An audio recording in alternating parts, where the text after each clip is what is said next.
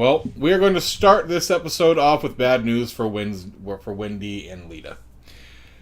Per the agenda, at the end of the enemy phase, each unengaged ghoul enemy moves one location towards the parlor.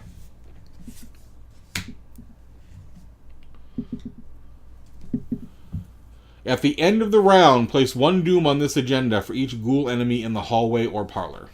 So it gets 2 doom tokens for that. It's going to get 1 doom token at the beginning of this turn. And then you're going to draw a card. Ghoul minion. Awesome. Jeez. You're so screwed. Yep. Excuse me. Yep, that's not good. Not good at all. And when a monster moves into the same location as an investigator, it engages with that investigator. So we're going to move this stuff down a level. So all this murdery stuff can move over to Wendy. Awesome. Your turn. Yay. Trying to decide whether or not it's worth trying to parlay with Lita or if I just want to... I don't think it makes a difference.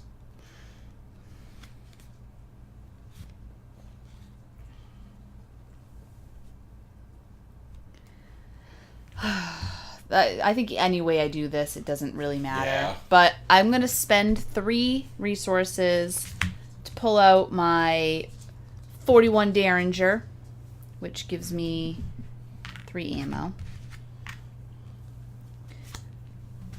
I'm going to put on my leather coat, which gives me an extra 2 wounds. Right, and that's a fast action, right? Nope. Oh, I thought putting on a leather coat was a fast action. I wish it was. I don't even know if it's a good idea to do it, but I think anything I do here is bad, so I'm going to say it probably doesn't matter. I am going to try to attack the ghoul priest with my 3rd action. Okay. I'm going to use my Derringer. So I'm going to spend 1 ammo off of it, which gives me plus 2 might for this attack. If I succeed by 2 or more, this attack deals plus 1 damage. Probably not going to happen.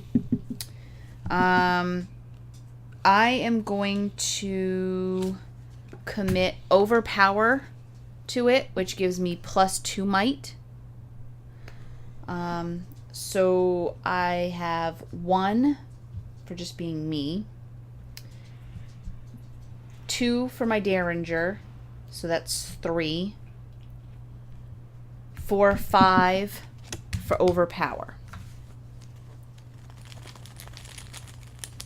And I need to get a 4.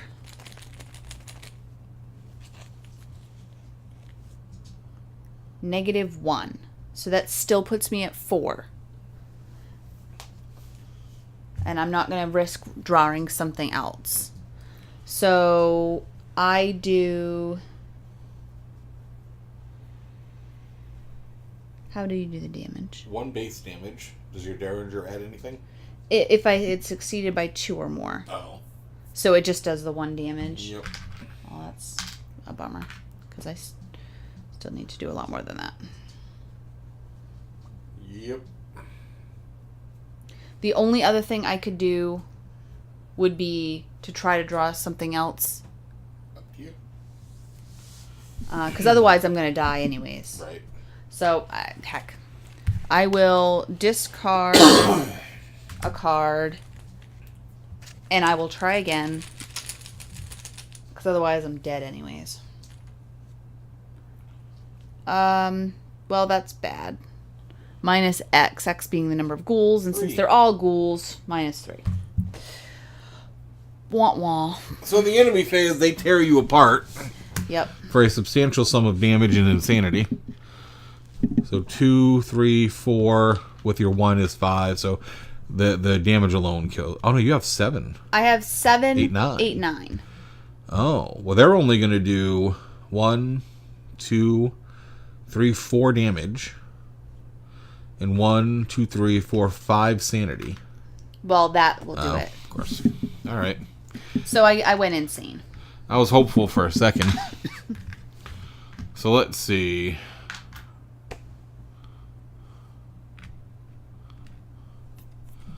So this doesn't conclude. Let's see if there's anything for the investigators dying, or if it's just wah, wah.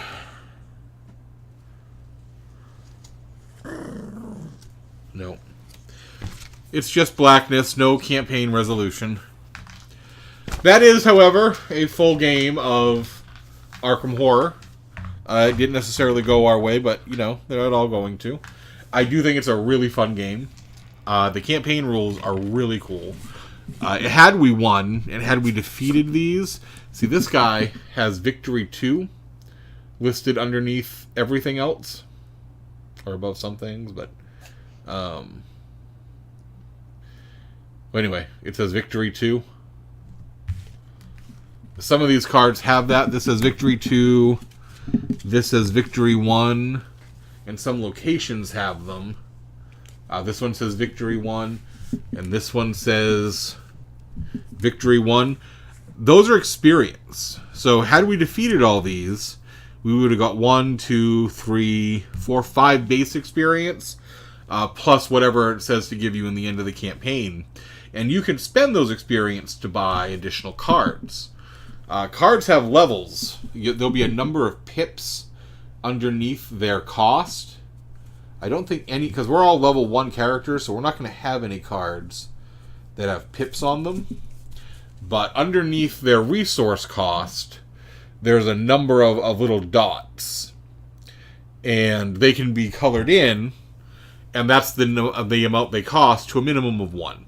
So a zero cost card costs 1, a 1 pip card costs 1, 2 pip card costs 2, 3, etc., and so on. And I think the rules said you have to maintain card integrity. So for every card you add, you have to remove a card. Although some cards can be upgraded. So like say I got the level 2 machete, I would just take this machete out and replace it with the level 2 machete. So that's the way to advance your character and make them a little more useful. And if you look on the back of everybody, this is the back of Roland's card.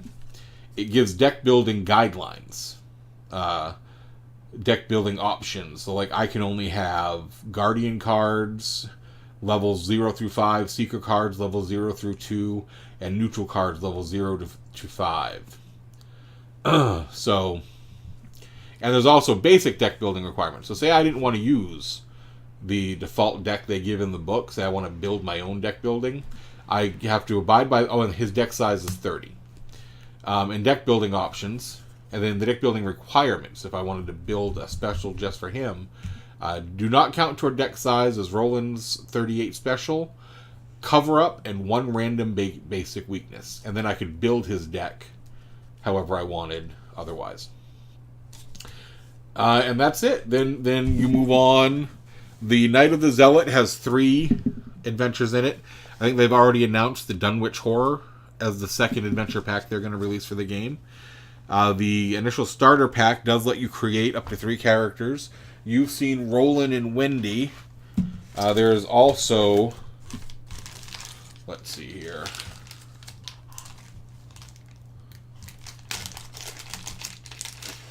Skids O'Toole, who I think has the most unfortunate name in the game. Daisy Walker. Skids O'Toole is a criminal. Daisy Walker, the librarian. And Agnes Baker, the waitress. And they give rules, guidelines for creating all their decks as well. There's only enough cards to create 2 decks at one time. So that makes it a 2-player game out of the starter box. You can go up to 4 players by getting a second starter deck. And then you could create 4 full decks of character cards. So I'm very excited about this game. I think it's got a pretty easy setup. It's got a decent play time. You know, I think if you played this straight through without stopping to discuss all the rules and all that. Probably get it through an hour and a half or so.